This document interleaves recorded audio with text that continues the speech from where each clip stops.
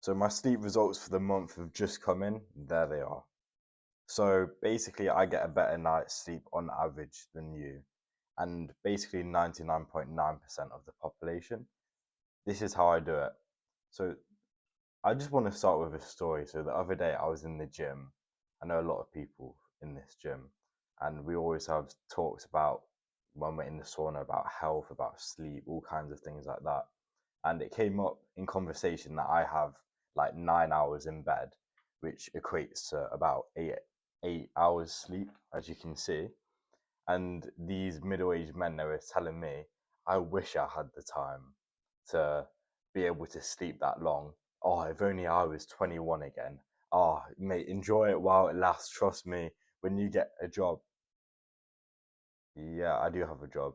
Trust no, but when you have like admin to do and whatever. Yeah, I'm also at college.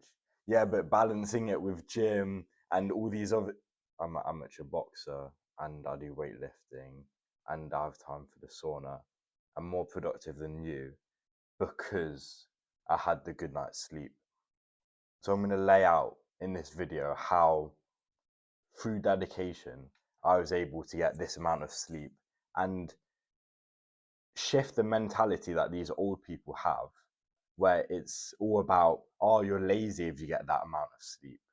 Oh, I wish I had the time. No, you have the time. It takes dedication to get that amount of sleep. Because instead of you watching TV an hour before bed, I'll actually prioritize my sleep. I'll get an extra hour in bed, which means therefore I'll get more into the REM cycle and this, that. So, yeah, anyway, tips. So, you got to understand that 8 hours worth in bed isn't 8 hours sleep. No, that's not how the human body works. If you're in bed for 8 hours, that doesn't equate to 8 hours sleep. Very simple, but people still don't understand that to this day, and it's scary. Yeah, you need to up your time in bed, therefore you'll get more hours sleep. Next equate thing to do really is, we all know that blue light is bad for you before you go to sleep. Don't go on your phone before you go to sleep, but actually it starts as soon as you wake up. Blue light exposure has an effect on sleep, not just before, but throughout the whole day. And screens in general do. This is because your dopamine is fried. If you fry your dopamine throughout the whole day, then of course, when you're laying in bed and it's boring and there's nothing to do, your brain will be like, oh, thinking about this, what happened today, and you'll just be in a state of confusion and in a state of unrest when you actually want to be in a state of rest before you go to sleep, of course. So that means just going on your iPhone, going to filters, and clicking black and white. Have a black and white phone for the whole day. I've had times where it's a bit cringe because you're like, give your phone to a girl like on a night out or something, which is quite rare for me because I don't really go out. And then they'll see it's black and white. But I'm the kind of guy that would enjoy having that conversation with that girl that's saying, why is your phone black and white? I'll actually tell the truth and I'll enjoy that. And then if she's not receptive towards me with that mentality, then obviously she's not a health maxer, so she's not one for me. But yeah, that's a side point. So do that. And then I'm going to give you an extra tip as well, which is you need orange/brown colored sunglasses. Wear the sunglasses about 30 to 45 minutes before going to sleep. I'll tell you the protocol that I do. Put the sunglasses on about 40 minutes before I go to sleep. What this does is it blocks a bit of blue light exposure and it generally just blocks artificial light.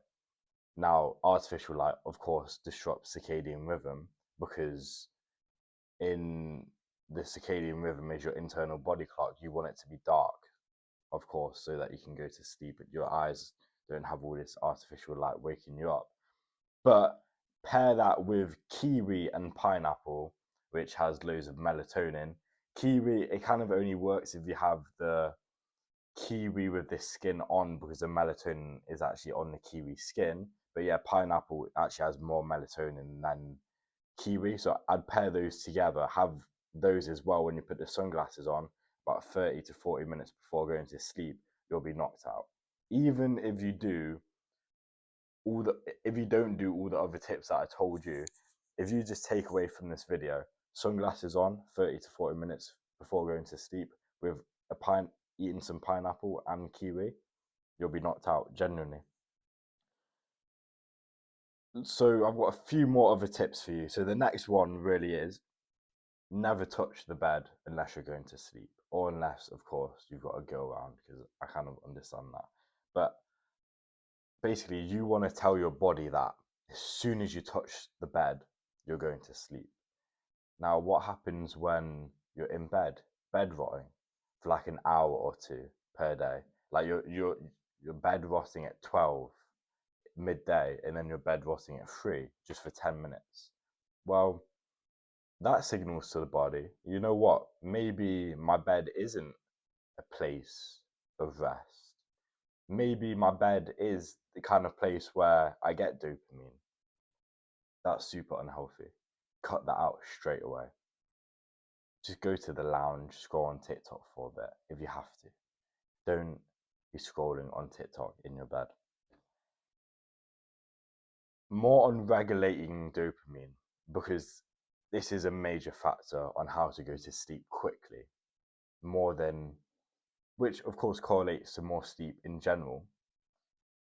Meditate. Meditate for at least 5 minutes in the morning. So this helps regulate your dopamine so that you can go to sleep quicker. Not only that, but sauna, of course, is king for regulating dopamine, mainly because it increases your serotonin, which is the feel-good hormone in the human body. You're not going to go to sleep if you're in a state of unrest, as I said before, but you will go to sleep better if you have increased levels of serotonin. It'll make you feel more relaxed. It'll make you feel like you deserve to go to sleep.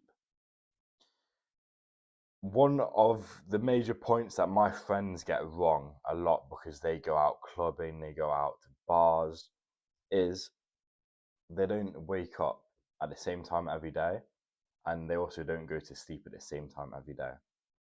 So what this means is the average person would wake up at really early in the morning to go to work Monday till Friday, but then as soon as it hits Saturday, Sunday, they'll wake up 2 hours later, an hour later.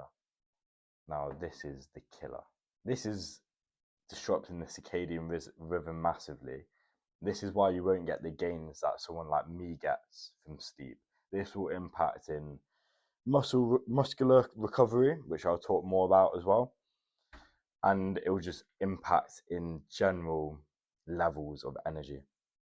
So, yeah, you can even put an alarm to go to sleep. So that's something that I do. I set an alarm to go to sleep, and I also set an alarm I don't really set an alarm to wake up, because naturally my circadian rhythm is so good, I don't even need that alarm.